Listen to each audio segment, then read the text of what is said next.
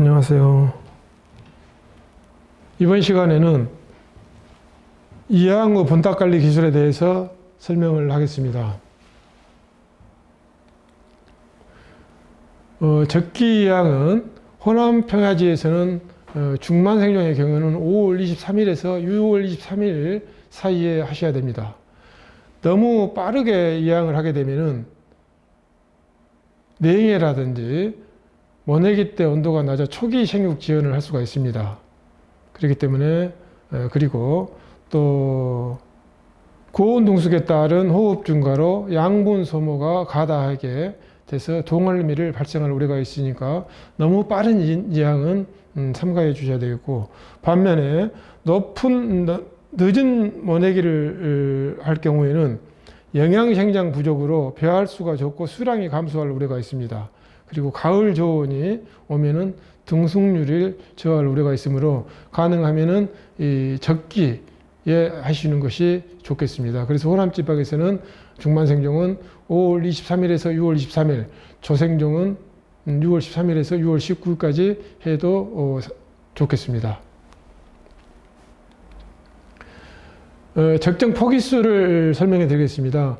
적정 포기수는 일모작지대에서 평야지에서는 70에서 80주 정도, 그리고 포기당 모수는 약 3 내지 4번 그렇게 하면 되겠습니다.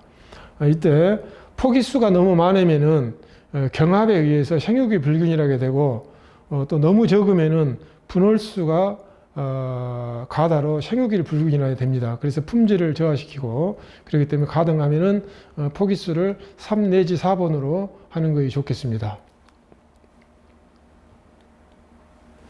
적정 물 관리 상태가 되겠습니다.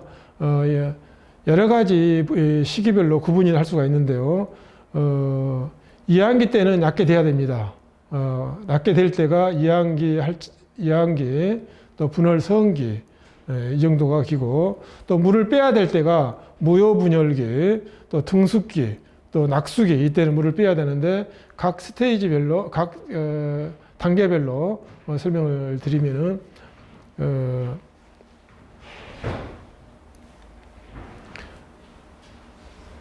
모내기 7일 전후에는 물을 많이 넣어야 됩니다. 말을 넣어놓고 초벌 작업을 이렇게 합니다. 초벌 작업을 해야 되고, 약 이항 2, 3일 후에는 밑거름을 이렇게 시비를 합니다. 밑거름을 시비를 하고,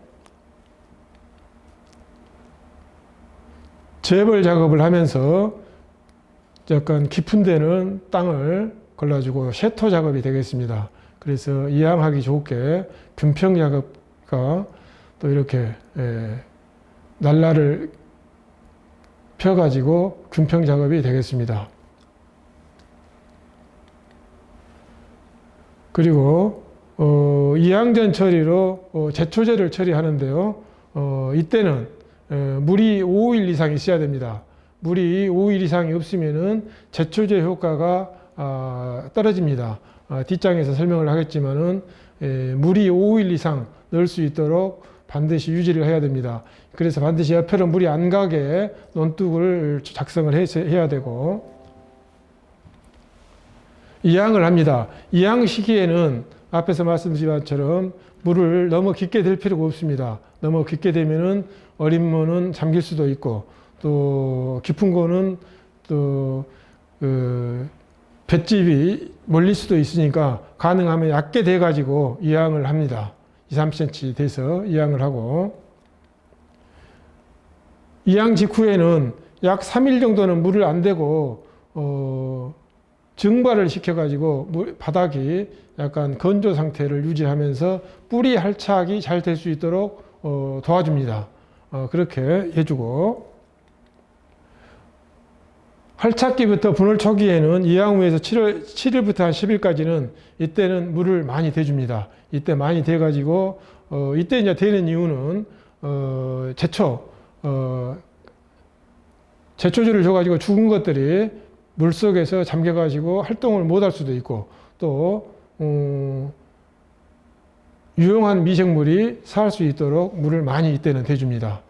이때는 또 활착하기 때문에 왕성하니 호흡 작업을 하니까 수분 증발량도 많이 일어날 때입니다.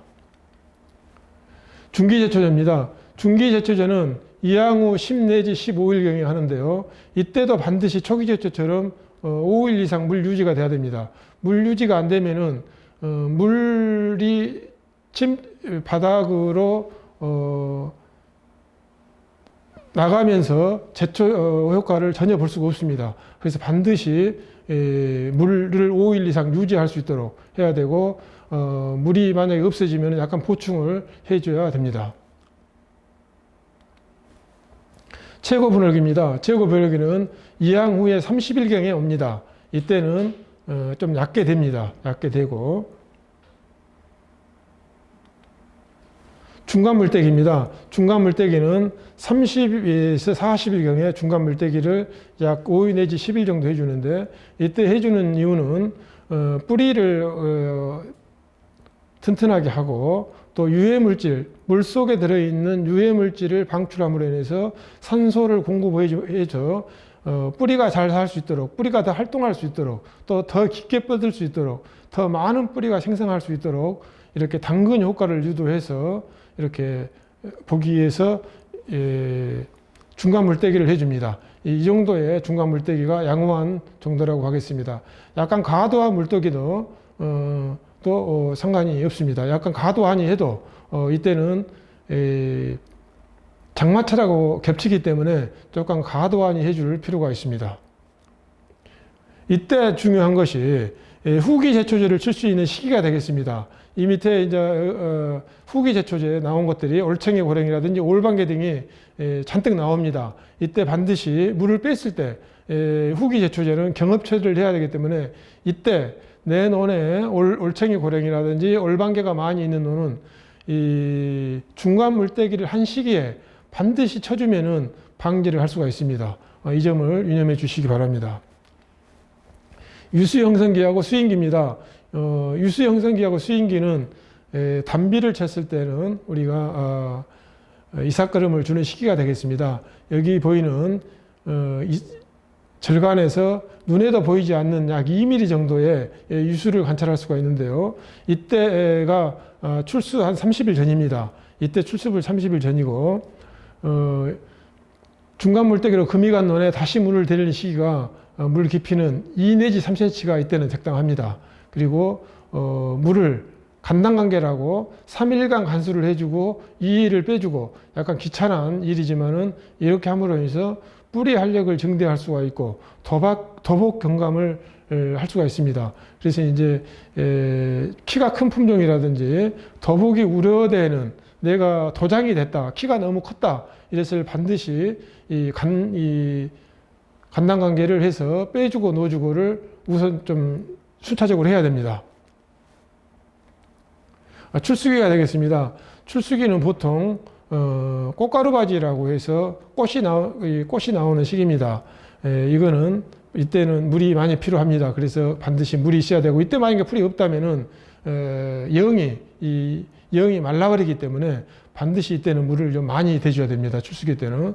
그래서 한 이삭이 시작할 때가 출수시라고 그러고 다 나왔을 때가 50% 정도 나왔을 때가 출수기라고 그렇게 우리가 하고 있는데 출수시에서 출수기까지는 한 포장에서 약 10일 정도 늦은 것이 나옵니다만은 너무 늦게 이렇게 늘어지면은 그 논은 미질이 좀 떨어진다고 볼 수가 있습니다.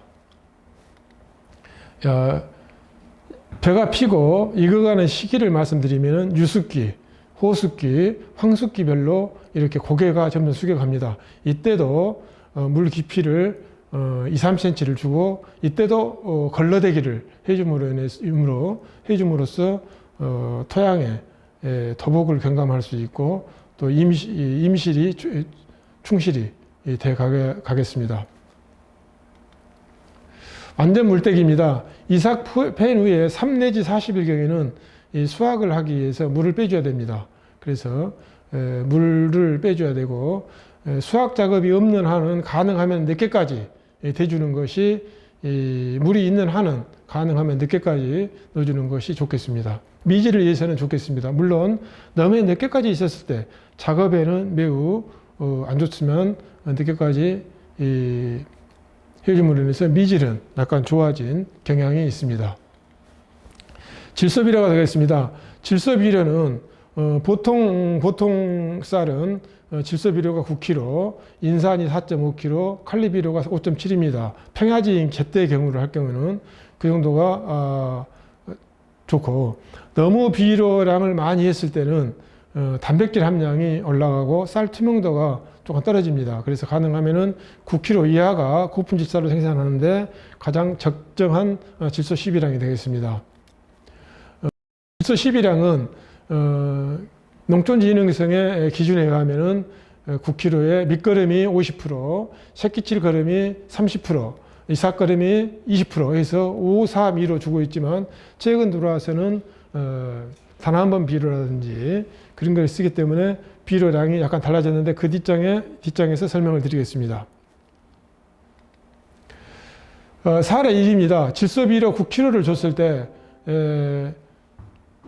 9kg 줬을 때는 밑거름으로 21다시, 이삭거름으로는 18-NK 비료를 때는 밑거름으로는 질소비료가 30kg, 그리고 이삭거름으로는 우리 일반적으로 생각했을 때 한 포 반을 주면 되고, 이삭거름은 한 포를 주면 됩니다. 그렇게 생각하시면 되고, 이거는 일반적인 9kg 상황이고요. 조금 내가 더 고품질 쌀을 생산해야 되겠다. 그러한 경우에는 질소 7kg일 때, 밑거름 17-일 때는 질소비료를 21.4kg, 그리고 요소비료가 약간 보충을 해줘야 됩니다. 2.8kg를 보충해야 되고, 이삭거름은 11.7kg를 줘야 됩니다. 그런 것이 있고,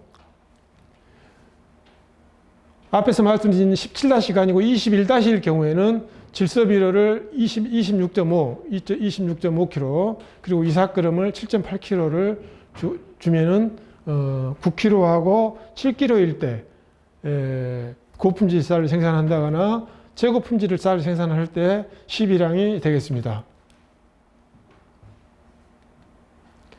질소비료를 많이 주게 되면은 결국은 병해충을 유발한다든지 내재해성이 약화됩니다. 내재해성이 약화돼서 더복이 되고 수발화가 이렇게 됨으로 인해서 생산비를 가중하고 품질을 저하하고 수량 감소로 이어지기 때문에 반드시 질소비료는 정량을 시비해야 되겠습니다.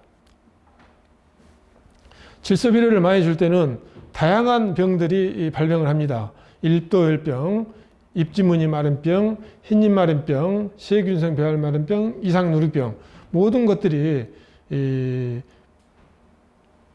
미질을 저하시키는 요인이 되겠습니다. 이삭거름을 줄 때는, 이삭거름을 내가 줄 때 너무 많이 줄 경우에 절간신장을 한다든지 엽신이 신장해서 결국은 더복이 조장되고 둥숙을 저하하기 때문에 이삭거름도 가능하면 정량을 줘서 안전재배가 이어지는 것이 중요합니다. 단백질하고 질소하고 관계를 말씀드리면은, 단백질 함량을 주면은 보통 우리가 7kg를 주는데요. 7kg를 줄 때 단백질 함량보다 질소비료를 줄수록 단백질 함량은 증가합니다. 증가하면서 재해저항성을 악화시키니까 반드시 질소비료를 정량을 주셔야 됩니다. 밥맛하고 관계는 많이 줄수록 밥맛은 단백질 함량이 3에서 10까지 나왔을 때, 7일 때 이 정도에서 밥맛이 좋고, 단백질 함량이 높을 때 밥맛은 계속 떨어집니다. 그래서 질소비료는 7 내지 10kg를 줘야 됩니다. 병충해입니다. 병충해는 보시는 바처럼 전 생육기간에 병은 약 10여 종 중요병이니 해충은 약 11개가 주로 나옵니다. 이거는 뒷장에서 말씀을 드리겠습니다. 병해충이 쌀 품질에 미치는 영향은 잘 아시다시피 병이 유발되면서 결국은 쌀의 품질을 떨어뜨리고 쌀의 수량을 떨어뜨리고 또 품위를 떨어뜨려서 제값을 받기가 어렵습니다. 가능하면은 안전한 재배를 할 수 있도록, 병해충이 안 생길 수 있도록 재배를 하는 것이 매우 중요합니다.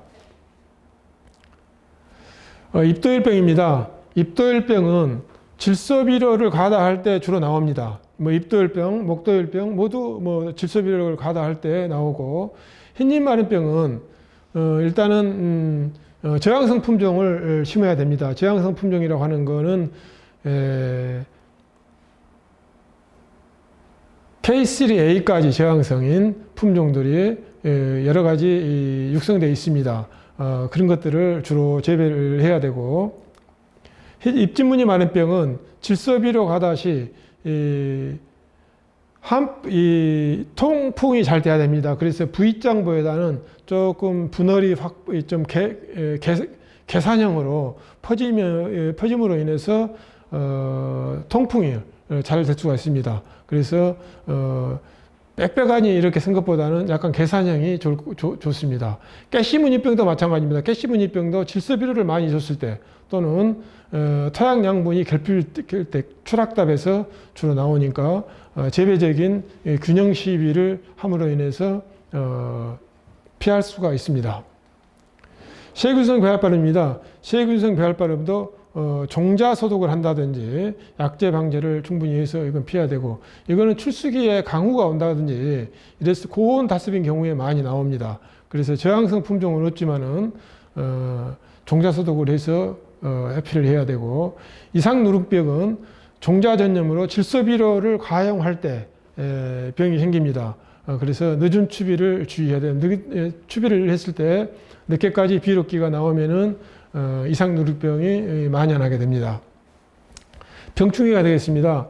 충이 되겠습니다. 벼멸구는 중국에서 비례하는 해충이 되겠습니다. 그래서 7, 8월 태풍과 함께 중국에서 비례하는데요. 주로 수면이 10cm에 이렇게 서식을 합니다.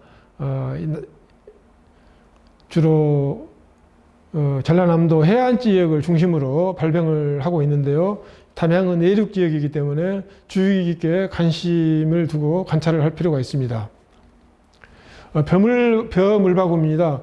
벼물바구미는 1988년도에 이렇게 우리나라에 들어온 해충이 되겠습니다. 기존에 없던 것이 1988년도에 들어와 있는데요. 이는 저온성 해충으로서 모짜리에서 해충약을 해주면은 조금 방지할 수 있으니까 육묘상 처리가 필요합니다. 그래서 논두렁을 관찰해야 되고, 특히 논두렁이 산간 지역하고 이렇게 접해 있는 부분은 논두렁에 석회를 뿌려줌으로 인해서 약간 해피할 수가 있습니다. 반드시 모짜리하고 본논으로 이동하니까 모짜리에서는 육묘상 처리를, 본논에서는 논두렁 주변에 해줘야 됩니다. 우리가 모짜리에서 본논에 가가지고는 본논에 바로 이렇게 관찰을 잘 안 하기 때문에 며칠 있다 가면은 만연할 수가 있으니까 초기에도 포장해 가셔가지고 관찰을 게을리 하시면 안 될 것 같습니다. 홍명나방입니다. 홍명나방은 이 벼 잎을 말고 가버리기 때문에 상당히 방지하기가 어렵습니다. 어렵기 때문에 초기에 이걸 박멸하지 않으면은 계속 말아서 잡기가 어려우니까 초기에 나오면은 살충제를 해야 됩니다. 살충제를 해야 되고, 한두 개 보일 때 약제 방제를 해야 되고, 목노린제는 목노린제 최근에 많이 나오고 있습니다. 이거는 6월에서 7월 상순 발병이 심하니까 이때는 반드시 물이 없는 상태에서 이거는 해야 됩니다. 물이 있는 상태가 아니고 물을 빼고 살펴야 한다는 것이 특징이 되겠습니다. 목노린제는 물을 빼고 반드시 살포를 해야 됩니다. 목노린제가 이렇게 돼 있으니까 포장 관찰을 잘 하시기 바랍니다. 논잡초에 대해서 말씀드리겠습니다. 논잡초가 벼농사에서 논잡초를 방지하는 것이 상당히 어렵습니다. 어려운데 논잡초에 대해서 몇 가지 사항을 말씀드리겠습니다. 1970년도, 80년도, 2008년도가 보니까 시기가 10년마다 조사해 보니까 모짜리의 우점 초종이 이렇게 매년 바뀌고 있습니다. 매년 바뀌고 있으니까 이 점에 대해서 우리가 숙지를 해야 될 것 같습니다. 1980년도에는 발생 원인이 제초제 시형으로 1년생 잡초가 좀 없어졌어요, 이때는. 그리고 이제 90년도에는 피가 우점했고, 2000년도에는 1년생이 또 우점을 했어요. 한 이유가 설포닐 우레아 계통이라는 거를 연용에 의해서 또 했고, 2008년도에 조사해 보니까 이 1년생 잡초, 저항성 잡초가 많이 확산됐다는 것입니다. 보면은 물달개비, 올챙이, 고랭이가 많이 확산됐다는 것인데요. 이거를 재배별로 우점 초동하고 약재를 이렇게 소개해 보면은 각 시기별로 이렇게 초기, 중기, 후기에 이양재배, 건다지파, 문홍골뿌린, 담수지파별로 이렇게 우점 초동이 약간씩 다릅니다. 다르니까 거기에 맞는 약재가 선정되어야 할 것입니다. 논잡초 관리의 기본을 말씀드리겠습니다. 앞에서도 몇 번 설명을 드렸지만은 초기 제초제는 토양처리제, 중기 제초제 토양처리입니다. 후기 제초제는 경협처리제로 모낸 후에 약 30일경에 물을 뺐을 때 반드시 처리를 해야 돼요.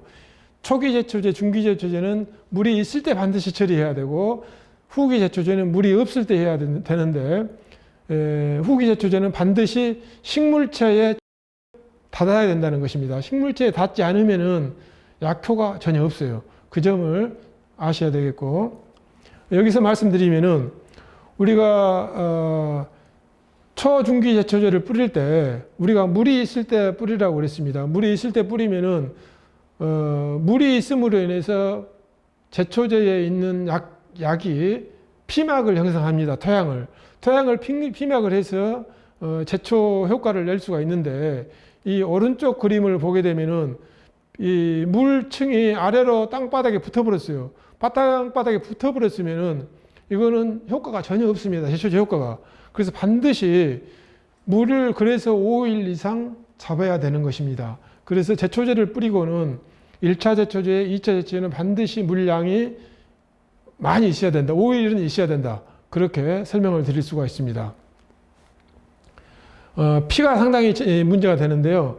피는 4엽기까지는 문제가 없습니다. 4엽기, 최소한 5엽기까지도 잡을 수가 있어요. 5엽기까지도 어렵게는 잡을 수가 있고, 이렇게 새끼를 치고 분할이 되고 5엽기를 넘어가게 되면은 피에서 효과는 거의 없습니다. 이거는 논에 들어가 가지고 손으로 뽑아야 됩니다.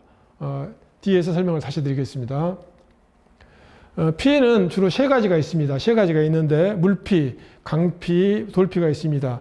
주로 호남 지방에서 나오는 거는 대부분 물피예요. 물피고, 여기는 까락이 있다는 것이 특징입니다. 까락이 있으면서 까락에 약간의 빨간 색소가 있습니다.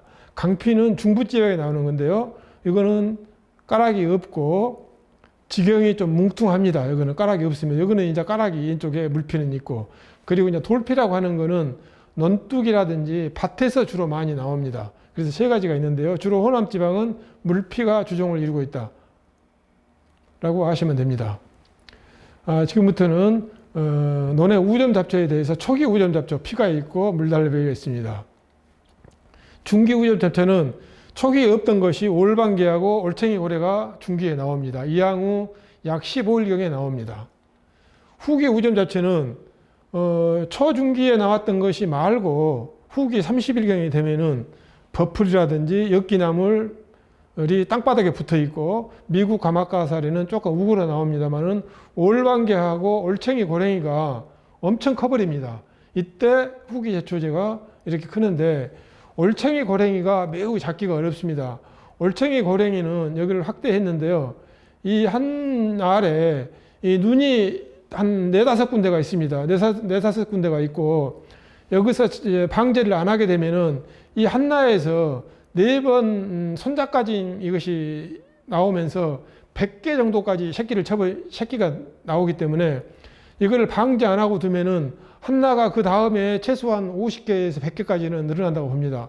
그리고 눈이 5개가 있으니까, 그리고 로타리를 쪄버리면은 땅 속에 묻혀가지고 계속 나오니까 올방에는 잡기가 매우 어렵습니다. 그래서 반드시 후기 제초제를 치면서 병업에 묻고, 한 번에 잡기 어려우니까 그 다음에도 쳐야 될 우려가 있습니다. 그래서 그렇게 올방에는 좀 잡기가 어렵다. 그래서 이것이 나와 있는 논은 반드시 쳐야 됩니다. 옛날에는 이것을 목도 해먹고 구황약물로도 썼었지만 지금은 완전히 잡초로서 이거는 반드시 박멸해야 될 잡초가 되겠습니다.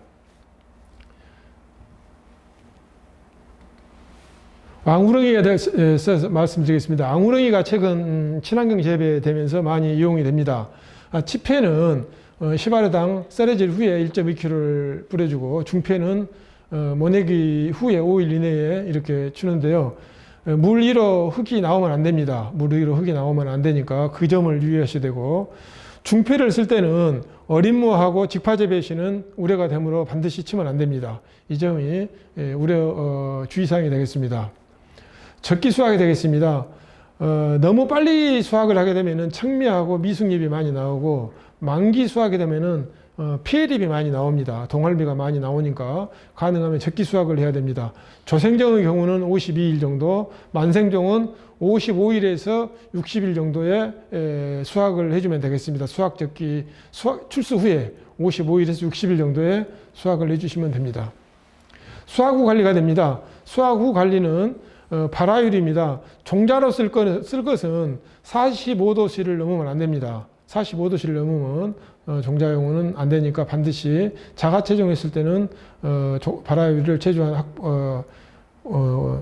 유지해야 되니까 45에서 50도 정도 해야 되고, 종자용은 수매용은 50도를 넘지 않는 것이 좋겠습니다. 그래서 건조 시간이 약 5 내지 6시간 정도 되겠습니다. 수확할 때 보통 수분 함량이 약 한 20% 내외니까 한 5% 정도 떨어지려면은 한 5 내지 6시간 정도 절을 하면 되겠습니다. 3장에서는 주로 번답 준비하고 관리 요령에 대해서 말씀을 드렸습니다. 그리고 질소 12량과 단백질의 관계, 반드시 고품질 쌀이나 최고품질을 쌀을 생산하기 위해서는 질소 12량을 7 내지 9kg만 해야 된다는 것을 말씀드렸고, 병충 예방이 결국은 안전재배하고 수량성을 올리고 미질을 높일 수 있다는 것도 말씀을 드렸습니다. 그리고 잡초 관리에서는 얼방개가 잡기가 어려우니까 얼방개는 후기를 칠 때, 그리고 반드시 박멸할 수 있도록 박멸을 해야만이 그 다음에 안 나온다는 것을 말씀드렸습니다. 이상으로서 3장을 마무리하겠습니다.